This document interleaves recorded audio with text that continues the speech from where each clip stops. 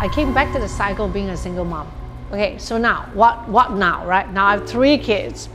I have my mom. I had my mom with me at that time, so my mom came and lived with me and helped out. I had a helper. So then I thought, okay, so what now? What's next? Where do I go? So after that, after my divorce, I continued to do the business. Of course, there were ups and downs. And like you said, I started looking into what's really my purpose in life. Like, what am I doing? Why am I doing the business? What am I here for, right? And along the way, then I came across a new area of my business, which is in training.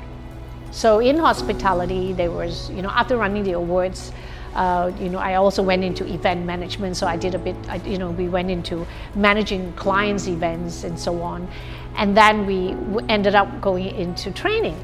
So, and how did the training come about? I guess it was a time where the industry people were saying, look, we need help.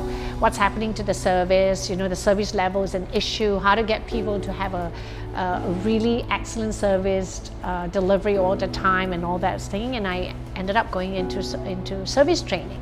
So then I became a mindset trainer. So I started doing mindset training for hotels, staffs, and for restaurants, right, to get them to shift their mindset, to change their mindset into a mindset of excellence, into knowing how to deliver service excellence. So then along the way, somebody came and said, Jen, you're a mindset trainer. Have you actually heard of NLP? Have you heard of neuro-linguistic programming? And I said, no, not really, So I started Googling. Didn't understand it at first. It was like, my God, so scientific, is this really something? And I had more and more conversations about it with people. And finally, one day, my trainer, Terence, was introduced to me by a friend, right, by Diana. And she told me, Diana said, Jen, you really got to meet my trainer, Terence. You really have to speak to him. Because you're doing mindset training, and I'm listening to the way you're saying why you want to get into training. You're really building your purpose. I think you should really talk to him and learn more about NLP. And I did. And after speaking with him, I decided to say, okay, I'm going to start on the NLP journey. I want to learn more. I want to learn more about the mind. I want to learn more about myself. So in 2019, in March, that was my first step into the NLP world. And I started, going through training courses, getting myself certified. And along the way, that's when I discovered my purpose in life. That's when I started seeing and realizing, what is it that I really want to do? And, is business what I want? Is being an entrepreneur what I want? Is, what exactly is more? What's that more? What's that missing gap? What's that thing running in me? And as I went on, I realized that my really greatest purpose in life, and I always get this picture, whenever I talk about purpose, for the last, 7 years, there's always this very vivid image that appears up in my mind the minute I talk about purpose. And this image is always children. There are lots of children and women. And I don't know where they're from. They're like from different countries, and they're from, not so fortunate communities. And, they're all like, I don't know, maybe they're from Cambodia, they're from Myanmar. I don't really know that, but this picture always pops up. And the more I talk about purpose, the more this picture pops up, the more I went into self-discovery and asking myself and really diving deep. And asking myself, what is it that I really want? What's my purpose? What's driving me? What's motivating me? And I went from one certification to second certification to third certification. As I started really learning more about myself, that's when I started going more and more deeper into NLP to really learn what's happening. What is it that's stopping me from reaching out to this purpose and this image that I have in mind? Like, I know it's there, but what's the gap? What's stopping me? So as I went on, and now I've got, I don't know how many, I've got about 13 certifications in the NLP world. So I'm a certified NLP trainer. I'm also a certified timeline therapy trainer. I'm also a certified hypnosis trainer and an NLP coaching trainer. And now I'm doing my master's, so I'm doing NLP master trainer. And I asked myself, why am I doing all that? Why am I going through this journey? I mean, what is it for? Is it just a certificate? Or is it more than that? And that's when the real purpose started coming up. And I said, if I want to help women and I want to help children and I want to make sure that they are equipped with skills, with skill sets, with the mindset, with the ability, with all the capabilities in them to overcome their challenges, to really get themselves out of crisis, get to where they want and do that all in a shorter period of time, in an easier manner. There must be something that I have to do. There must be something that I have to equip myself with first. And that's where I went into all these certifications myself, to learn the skills, to learn all the techniques, to learn what actually happens in here, right? And using all my past experience and asking myself, at what stage of these milestones, like your question to me, when did that courage come in? When did this spark come in? So understanding my whole life journey and my crisis and how I overcame these challenges, how I picked myself up, and putting all this into perspective with the learnings I have from NLP and using this now to serve my biggest purpose in life. And ever since I discovered my purpose in life, I realized that it was a lot more meaningful for me. I wake up with a meaning. I wake up with a purpose in life. I wake up not bombarding myself with all the things that I didn't do, the wrong things I've done and whatnot. But I wake up and I look out my window and I then go into my purpose again and say, what else do I want to do? How else do I want to serve the community? How else do I want to impact people's lives? Because at the end of the day, right, I mean, you take for instance training and coaching. I mean, take for instance the coaching part. How I got into coaching, why I want to be a coach. And people always ask me, Jen, you've done so much, you've learned so much, you've done NLP. What kind of a coach are you? Are you a business coach? Are you a life coach? Are you a relationship coach? What coach are you? And at the end of the day, I look at it and I said, I'm not any of this, but I am all of this.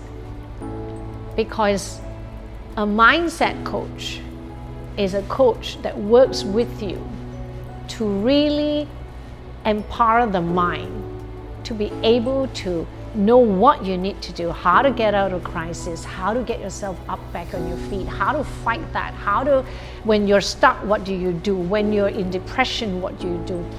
When you're in your darkest moments, what you do, right?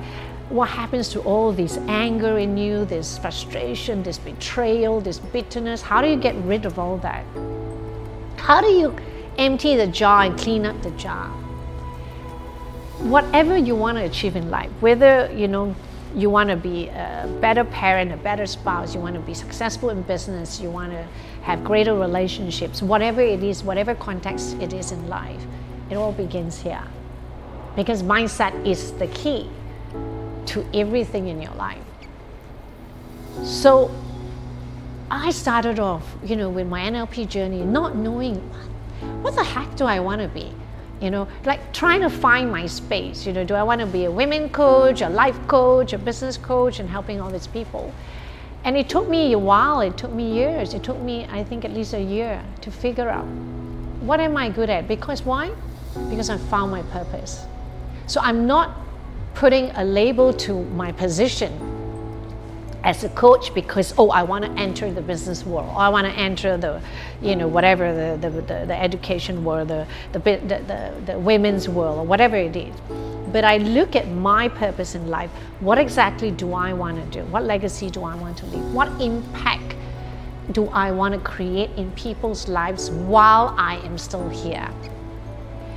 And the only way for me, not the only way, I rephrase that, one of the key ways to really impact someone's lives and to change someone's life is to change the way they think. So if they're caught in any circumstances, in crisis, in downtime, in what we call the abyss, like you're right down there and you don't know how to get yourself out, just like how tough it was for me with all these experiences that I've been through. How did I get myself out? And I think about it, right? I think about my whole journey. What was it that really got me out of crisis each and every time? It was my mindset. It was the way I think. Like I said, my parents could say, this is not going to work. You can't clear the debts on your own. You can't settle this on your own. All I did was I asked them for 1% chance.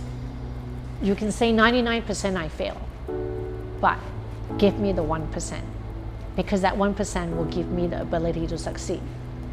And that's a mindset. The same thing with all the crises that I've been through. It was all about my mindset. It was all about getting that mind to work, getting that mind to think. So now, because I have found my purpose in life, so every morning when I wake up, I don't ask myself, or I don't beat myself up for what I didn't do, or what I did bad, or what I did wrong. Everybody makes mistakes in life. I make mistakes in life. All of us make mistakes. All of us make wrong decisions in life. All of us were once living a life that was like, oh my God, and you think back and you're like, geez, how did I even do that? But I have stopped living my life replaying my past. I've stopped living my life bombarding myself with all the wrong things that I've done, wrong decisions that I made. So what I do now, because I have a purpose to now want to impact lives and change lives, I wake up and I ask myself, what else can I do? What else? How else can I impact life? What can I create that can create a space where I can use that space to help people? Like whether it's the Women's Summit that I want to create, whether it's an awards that I want to do, or whether it's a community that I want to create and bring people in and say, come, let us share with you how we went through, how I went through. How can I coach you? So I took 30 years to come through my hard times, but for you, you could take 5 or less. Why take 30? So after I found my purpose in life, everything became meaningful. Everything became purposeful, right? Whatever I do in life, that it all comes with a purpose. And I think that is a very good, I call it the ways of life, the GPS of life. It's like you want to drive from here to another place and you don't know how. You trust the ways. We all do. We set the ways and we put the phone there and we drive according to the line of where it goes, right? We don't turn right when it says turn left.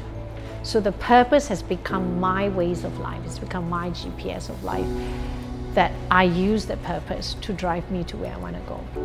So yeah, so I'm very glad, and I urge every woman, every person out there to find your purpose in life, because it matters. Hi, I'm Jennifer Ong, and this is my story.